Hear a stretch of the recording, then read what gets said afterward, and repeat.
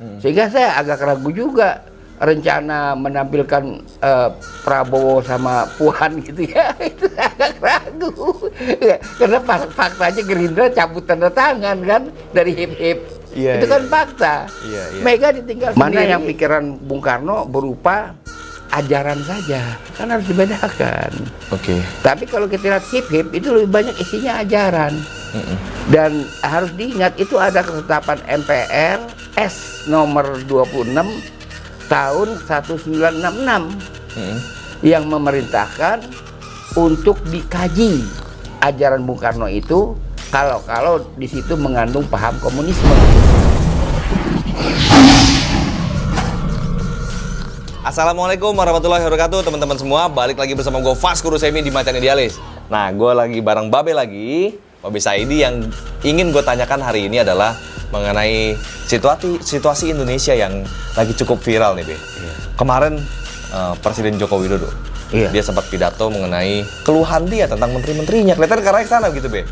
Oh begitu ya. Kayak kalau saya baca nih dari gambarannya, dia kecewa dengan kinerja pemerintah yang dia pimpin. Ini hal penting menurut saya, Be. Bertanya kepada Babe sebagai tokoh yang sangat senior. Babe melihat peta kondisi seperti ini tuh kayak gimana kondisinya sebenarnya, Be? Yang pertama, sampai presiden marahin menteri itu harus dipublikasi gitu misalnya gitu, Be? Ya setelah 10 hari ya. Setelah 10 hari. Jadi konten marahnya itu di mana? Konten marahnya kan menteri-menteri itu tidak mau mencairkan uang. Kalau ada kesulitan, presiden akan membantu. Kalau perlu perpu, akan diperpukan kan gitu. Tapi menurut saya menteri-menteri itu bukan minta perpu, dia minta duit cash. Ya kan? Perpu kan bukan alat tukar. Cash itu yang nggak ada. Iya kan? Kita tahulah bagaimana sulitnya Kementerian Kesehatan mencari dana untuk menghadapi Covid kan? Sulit sekali lah mereka mencari dana untuk Covid. Tapi persoalannya bukan prosedur. Kalau perpu kan prosedur. Mungkin ada hambatan di sana, hambatan di sini, tak perpukan kan gitu. Ini bukan perpu. Masalahnya bukan perpu. Bukan perpu. Perpu kan bukan alat tukar. Cash. Tapi kan nih, malah justru yang jadi masalah juga, Be. Presiden itu bisa dibilang dia protes terhadap menteri-menterinya yang daya serap anggarannya nggak maksimal. Jadi anggarannya nggak ada, Be. Nggak dibelanjain gitu loh, Be. Iya, mau dibelanjakan pakai apa? Kita harus realistis dong, ya kan? Penerimaan dari sektor minyak anjlok, sektor gas anjlok, sektor batu bara anjlok, itu yang terbesar. Pajak nggak bisa diharapkan karena dilanda Covid, ya kan? Orang akan berdalih ada Covid, kantor saya tutup 3 bulan, 4 bulan, ya kan? Pengangguran banyak. Pengangguran banyak itu, jadi saya nggak ada keperluan saya membela itu menteri-menteri. Tapi saya mencoba memahami kalau ada duit yang nggak belanjakan nggak masuk di akal saya, karena Covid memerlukan dana kan, terus-terusan Covid nih kan. Sampai Sri Mulyani minta duit ke rakyat lagi kan, istilahnya, Be. Pajak-pajak lagi, sumbangan lagi buat Covid. Korting sini, korting situ direncanakan kan? Pensiun mau dikorting, itu mau dikorting kan begitu. Ya kan, jadi kita nggak bisa di era sekarang ini ingin mengatakan kita nggak tahu kondisi anggaran. Kita kan tahu kondisi anggaran, ya kan? Bagaimana penerimaan yang penting-penting itu merosot semua. Apa mungkin ini sekedar semacam kayak pengalian isu mengenai RUU HIP-HIP? Ada kaitan dengan HIP secara tidak langsung, ya kan? Sebab kalau dikatakan kabinet dengan PDIP itu adalah sebuah power structure, kan gitu. Nah, kita kalau dikaitkan dengan HIP-HIP, PDIP merasa bahwa dia tidak sendiri dalam soal HIP-HIP, ya kan? Dia kok tiba-tiba pemerintah mengatakan itu urusan DPR, dalam hal ini urusan PDIP, kan gitu. Kemudian juga PDIP ditinggal 8 partai, kan, tinggal dia sendiri. Kita kan tahu bagaimana reaksi, pola reaksi dari Ketua Umum PDIP Ibu Megawati kan. Kita kan tahu bagaimana relationship dia di atas pentas dengan SBY pada waktu mereka berdebat ada ini Be ya. Iya, kalau nggak salah mereka nggak bersalaman kan, kita semua tahu. Iya kan, kalau nggak salah di situ kan tidak terjadi salaman di Arna itu. Cuma salaman terjadi kalau nggak salah ketika Ibu Mega menyampaikan duka cita kepada SBY karena Ibu Ani meninggal. Tapi di atas pentas sebelumnya kan nggak ada lah itu. Jadi apakah pola reaksi Megawati terhadap hal ini akan berlanjut juga? Sehingga saya agak ragu juga rencana menampilkan Prabowo sama Puan gitu ya, itu agak ragu. Karena faktanya Gerindra cabut tanda tangan kan dari HIP-HIP. Itu kan fakta. Mega ditinggal sendiri. Itu fakta.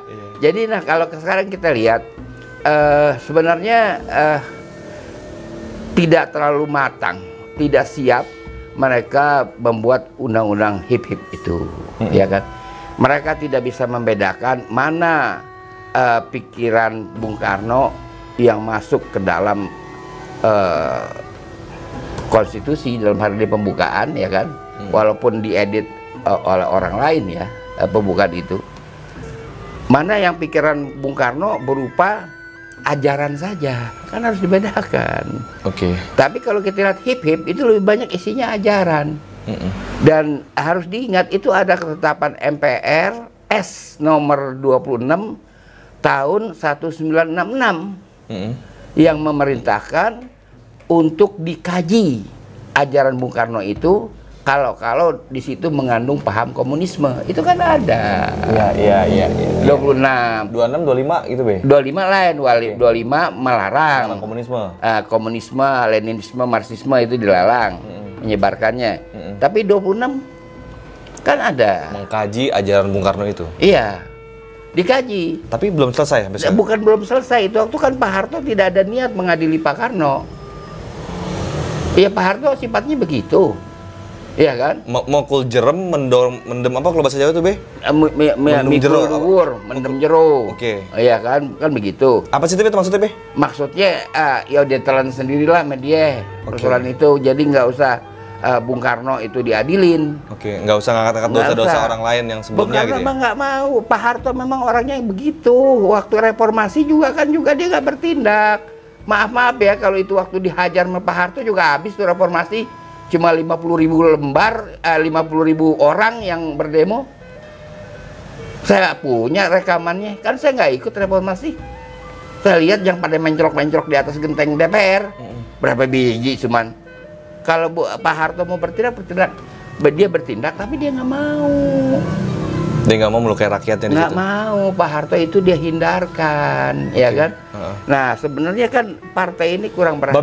Babe pada bahasa itu Babe oposisi loh, Be. Iya, oposisi, tapi menjatuhkan Pak Harto cara begitu saya nggak setuju. Karena saya tahu betul niat dari Nekolim adalah agar Indonesia mengembalikan tim-tim. Kan dia udah kasih kok, dia minta lagi. Kan kita udah bahas itu. Iya. Yang ujungnya apa? Habibie akhirnya pas itu mengembalikan. Saya nggak ikut. Itu waktu netralnya nonton aja reformasi. Ya kan, apa namanya, sekarang kan gini, partai-partai juga harus mengingat-ingat undang-undang yang pernah dia ikut bahas sendiri. Pada tahun 99 kalau nggak salah undang-undang nomor 20 kan ada yang melarang partai itu membuat perjanjian kerjasama dengan partai komunis di luar. Ini kan pada ngirim kader ke Cina. Bagaimana? Iya. Itu kemarin tuh Be ya. Sampai sekarang masih nih Be. Wah, sekarang nggak tahu ya, tapi gencar kan kader-kader dikirim ke sana kan. Itu kan nggak boleh. Ada undang-undangnya. Ini kita malah ngirim buat mempelajari itu gitu Be. Jadi power structure ini mereka rusak sendiri. Mereka rusak sendiri. Yang sekarang kayak begini, nah. Kecuali kalau tap MPR itu udah diangkat, dihapuskan misalnya. Nggak ada. Kan nggak kan Be? Iya, tetap berlaku. Malah yang sebenarnya kalau secara hukum ya, ketetapan MPR berkenan dengan perubahan Undang-Undang 45 yang 4 biji itu, kan kagak ada nomornya. Cuma ada tanggal tapi kagak pakai nomor, gitu kan? Iya. Makanya tidak ditempatkan dalam lembaran negara dengan alasan format tidak dikenal.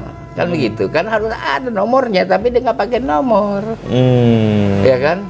Jadi ya dipajang-pajang aja di apa itu di gedung MPR kan? Iya, iya. Dan saya tanya sama ibu yang itu waktu apa ya, staf sekretariat jenderal MPR, Bu, ini saya mesti lihat di lembaran negara nomor berapa nih Bu adanya?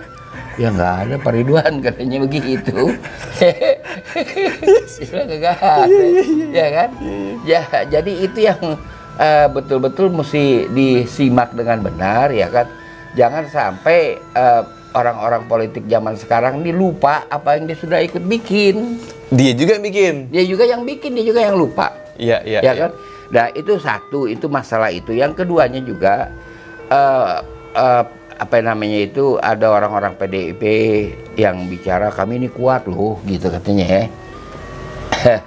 Kuat atau nggak kuat itu temporer, ya kan? Bagaimana sih nggak kuat PKI? Langsung bes aja habis. Pada masa itu sangat kuat PKI. Sama juga puntung rokok dibuang ke got, cius habis.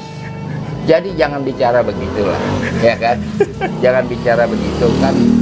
Kita juga tahu di mana sih akarnya PDIP kan?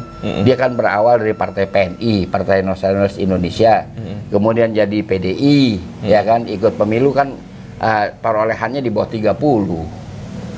Iya kan, Megawati kan anggota DPR PDI, zaman Suryadi dulu ketuanya. Belum PDIP. Belum PDIP, ya kan? Jadi itu harus apa namanya, nggak usah lah. Kalau memang benar, saya ada yang bilang ada aktivis atau tokoh atau apalah namanya yang ngomong begitu kan, nggak usah ngomong begitu, ya kan? Nggak usah bicara. Sekarang orang tokoh elit PDIP nih, Be. Iya, jadi ini urusan jadi manjang, hip-hip ini. Iya, iya. Ya kan, karena mereka. Iya, iya. Hip-hip jadi manjang sekarang. Iya, iya. Sempat viral juga kan masalah kata-kata dari PDIP pun marah karena benderanya dibakar waktu itu kan. Lihat seperti itu kan. Hal-hal seperti itu, marah ini itu segala macam, ya kan? Sikap yang tidak dewasa sebagai tokoh politik, ya kan? Nah akibatnya manjang ini peristiwa. Tanggal 5 Juli kan serentak se-Indonesia, ya. Tanggal 5 Juli dekret, pas dekret itu rame se-Indonesia. Aksi demo lagi, Be. Demo lagi, gimana? Wow. Ya kan? Gimana sih kita nih, Be? Kita lagi COVID, ya kan, Be? Perang dunia pun asimetris pun sudah mulai terjadi. Iya itu terjadi. Ini gimana nih? Gimana nih bangsa kita gini, Ben?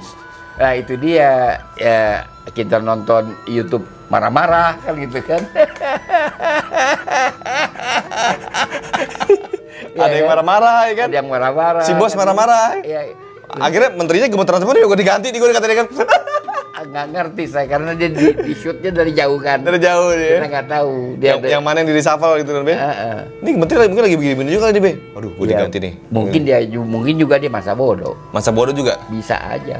Oh. Mau diganti-gantilah gua. Atau apakah itu hanya panggung aja, Be? Kalau dianggap panggung, ya kan, kenapa mesti panggung? Itu kan mereka berpikir matang 10 hari, tayang tidak tayang itu 10 hari mereka pikirkan loh.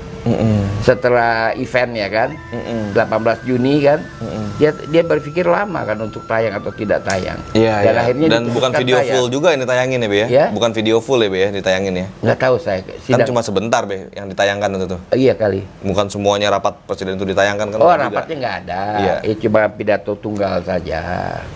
Ya itulah sebenarnya sih keadaan ini kan keadaan yang sangat serius ya. Power structure udah kayak begini. Saya nggak bilang berantakan ya, tapi faktanya begini. Ya kan. Pengangguran makin banyak, Be. Itu aspek ekonomi ya kan, mengakibatkan pengangguran dan lebih banyak ya kan. Covid mereka nggak mau berhenti ngomong. Kalau kita mah udah bosan, tapi mereka masih ngomong terus kan Covid, ya kan? Nah itu kan pakai ongkos, sedangkan duit kagak ada, ya kan? Ini banyak persoalan ini sebenarnya nggak mesti marah-marah. Nggak mesti marah-marah ya? Nggak mesti marah-marah, mesti tenang menghadapi persoalan ini. Ya teman-teman semua, kira-kira beginilah sekelumit cerita tentang bangsa ini, bangsa yang sedang diuji besar-besaran sama sejarah, diuji sejarah. Karena kita tidak serius mempelajari sejarah, Be. Iya. Bagaimana caranya kita bisa lulus ujian dari sejarah ini, jadi kita harus mengamati segala macam aspek dan sisi-sisi sejarah yang kadang tidak diungkap sama orang lain. Bahkan tidak disebutkan di dalam buku-buku sejarah yang ada di Indonesia.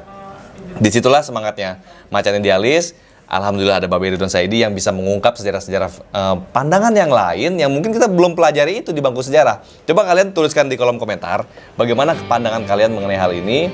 Apakah kalian merasakan ada sesuatu yang janggal dalam kondisi publik pada saat ini?